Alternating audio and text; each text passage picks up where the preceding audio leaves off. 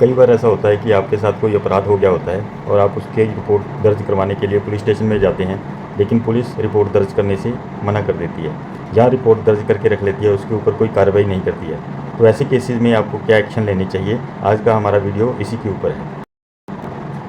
तो अभी तक अगर आपने हमारे चैनल को लाइक और सब्सक्राइब नहीं किया है तो कृपया करके अब कर लीजिए।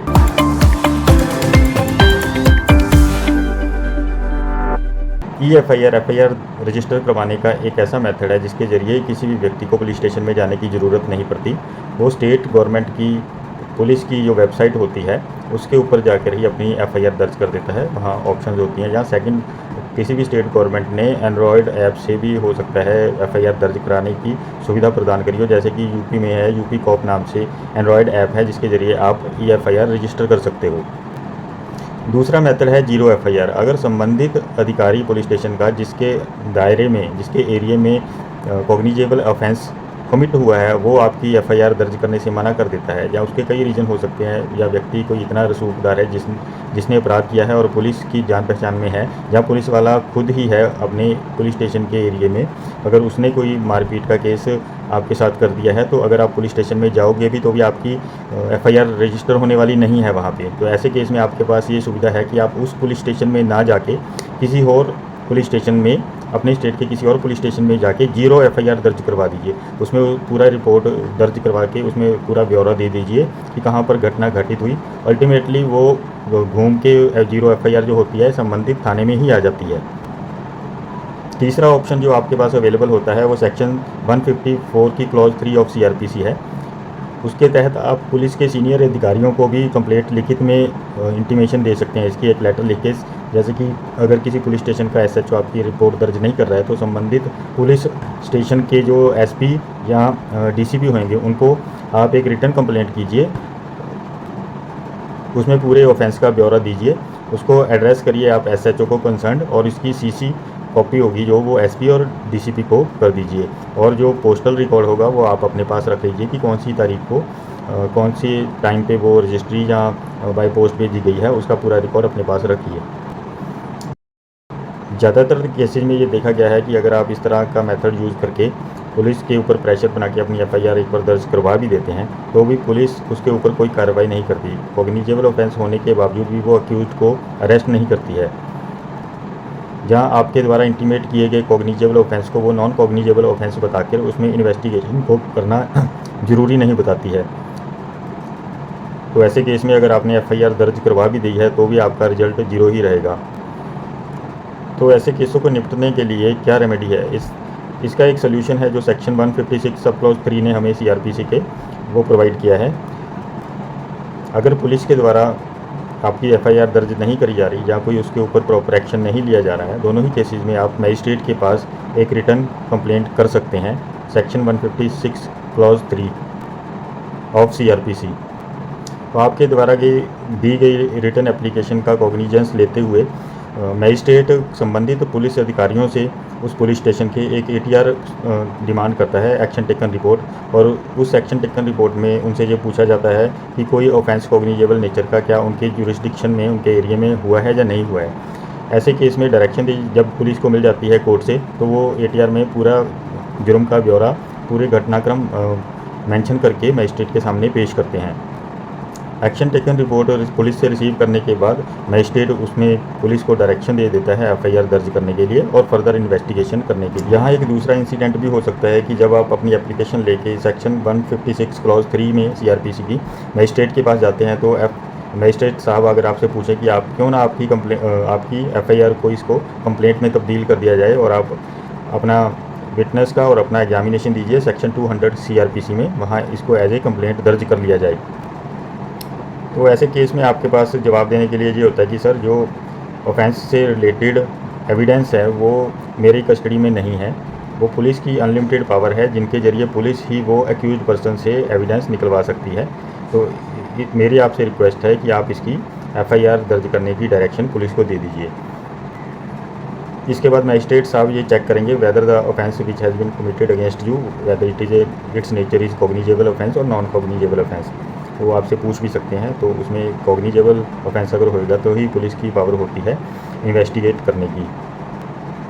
और अगर पुलिस आपके कहने के बावजूद भी एफआईआर दर्ज कर नहीं रही थी तो मजिस्ट्रेट साहब आपको पूछेंगे कि क्या आपने रिटन कंप्लेंट पुलिस के पास दर्ज करवाने की कोशिश करी, तो ही आगे बढ़ा जाएगा मजिस्ट्रेट के द्वारा। और तीसरा क्वेश्चन आपसे जो पूछा जा सकता है कि अगर पुलिस स्टेशन में एफआईआर दर्ज हो नहीं रही थी आपकी, तो क्या आपने पुलिस के उच्च अधिकारियों से संपर्क किया, रिटन कंप्लेंट करी उसको, एसपी या डीसीपी को। मतलब कि कोर्ट हर तरह से ये निश्चित करना चाहता है कि निचले लेवल पे जो भी आपके पास कानून ने रेमेडीज़ प्रदान करी हैं, आप उनको एग्जॉस्ट करके मजिस्ट्रेट कोर्ट में पहुंची हो या नहीं पहुंची हो। और अगर किसी भी पॉइंट पे मजिस्ट्रेट साहब को ये लगता है कि अभी आपने अपनी पूरी रेमेडीज़ को एग्जॉस्ट नहीं किया है, तो वो आपको आपकी कंप्लेंट, आपकी एप्लीकेशन को डिसमिस कर सकते हैं कि जाइए पहले जाके अपनी पूरी रेमेडीज़ को एग्जॉस्ट करके आइए। अगर फिर भी कुछ नहीं होता है तो आप यहाँ पे अपनी एप्लीकेशन लगाइए। अब कोर्ट के कहने से पुलिस स्टेशन में एफआईआर भी आपकी रजिस्टर हो गई है, लेकिन पुलिस फिर भी अक्यूज़ को अरेस्ट नहीं कर रही है। काफ़ी दिन, काफ़ी हफ्ते, काफ़ी महीने भी गुजर जाते हैं। कई बार पुलिस उसकी फाइनल रिपोर्ट ही पेश नहीं करती कोर्ट में, काफ़ी साल भी गुजर जाते हैं और आपकी एफआईआर दर्ज करवाने का कोर्ट के थ्रू जो मकसद होता है वो पूरा फेल हो जाता है। तो ऐसे केस में क्या करना चाहिए आपको? अगर आप ये नोटिस करते हैं कि जिस स्पीड से आपकी एफआईआर दर्ज करवाने के बाद कार्रवाई होनी चाहिए थी, पुलिस उस स्पीड से कार्रवाई नहीं कर रही है या कोई भी एक्शन नहीं ले रही है, तो आप कोर्ट में दोबारा एप्लीकेशन लगा सकते हैं। इसमें एक जजमेंट है Sakiri Vasu versus state of UP 2007 की सुप्रीम कोर्ट की जजमेंट है। इस जजमेंट में सुप्रीम कोर्ट ने ये डिसीजन दिया था कि अगर मजिस्ट्रेट देखता है कि पुलिस इन्वेस्टिगेशन गलत कर चुकी है, मतलब गलत तरीके से कर चुकी है, या एक्यूज को बरी करने के लिए उसने फाइनल रिपोर्ट इस तरह से तैयार करी है जिसमें कॉग्निजेबल ऑफेंस को नॉन कॉग्निजेबल ऑफेंस दिखा दिया गया है, या ये दिखा दिया गया है कि एक्यूज ने कोई अपराध किया ही नहीं गया है और प्राइमा फेसे ही मजिस्ट्रेट को ये देखने से लगता है कि अपराध तो हुआ है, तो वो इस सेक्शन में 156 की क्लॉज 3 में फर्दर इन्वेस्टिगेशन ऑर्डर कर सकता है। इस जजमेंट से पहले तक ये निश्चित नहीं था कि वेदर जो मजिस्ट्रेट है वो पुलिस इन्वेस्टिगेशन में इंटरफेयर कर सकता है या नहीं कर सकता है, लेकिन इस जजमेंट के आने के बाद अगर मजिस्ट्रेट ये नोटिस करता है कि जो इन्वेस्टिगेशन है जिस तरह से होनी चाहिए थी, जिस वे में होनी चाहिए थी, उस तरीके से नहीं हो रही है, उस वे में नहीं हो रही है, तो वो पुलिस को सही इन्वेस्टिगेशन करने के लिए डायरेक्ट कर सकता है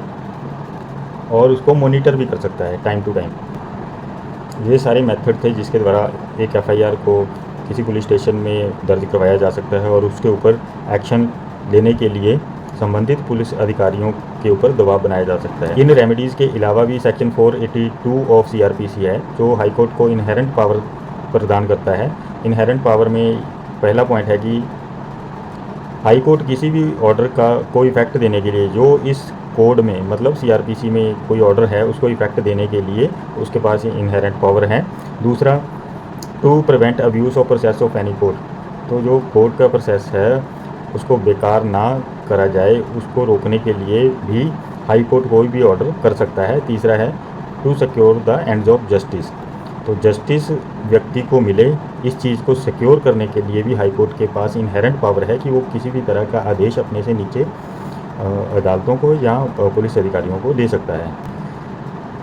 इन सब के अलावा हमारा कॉन्स्टिट्यूशन ऑफ इंडिया है जो उसमें आर्टिकल 32 और आर्टिकल 226 भी ऐसी रेमेडीज़ हैं जिनको एग्जॉस्ट करके कोई भी व्यक्ति लाभ उठा सकता है। आर्टिकल 32 में रिट्स की प्रोविज़न है जो सुप्रीम कोर्ट में कोई भी व्यक्ति डायरेक्टली डाल सकता है और अपने अधिकारों को सुरक्षित कर सकता है, जबकि आर्टिकल 226 में writs plus other order, direction या कोई रिट, तीनों चीज़ें ये हाई कोर्ट के द्वारा इशू करी जा सकती हैं। तो इन कानूनी प्रावधानों का यूज़ करके हम अपने अधिकारों की रक्षा कर सकते हैं। अगर आपको लगता है कि ऐसी ही वैल्यूएबल जानकारी मैं आपको अपने वीडियोज़ के ज़रिए प्रोवाइड करता रहूं, तो आप प्लीज़ मेरे चैनल को लाइक और सब्सक्राइब कर दीजिए और साथ ही बेल आइकन भी दबा दीजिए ताकि जब भी मेरी कोई नई वीडियो अपलोड होती है आपको उसकी इंटीमेशन मिल सके। धन्यवाद।